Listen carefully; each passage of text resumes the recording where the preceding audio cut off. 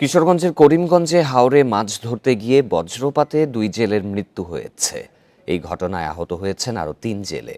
বৃহস্পতিবার মধ্যরাতে উপজেলার জয়কা ইউনিয়নের উত্তর কলাবাগ এলাকায় এই ঘটনা ঘটে। প্রিয় নম্বর সেট করে বিকাশে সেন্ড মানি করুন ফ্রি।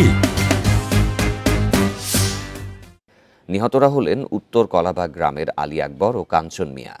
করিমগঞ্জ থানার ওসি মোহাম্মদ মিজানুর রহমান ঘটনার সত্যতা নিশ্চিত করে বলেন, বৃহস্পতিবার রাতে উত্তর কলাবাগ এলাকার হাওরে মাছ ধরতে যান 7 জন জেলে।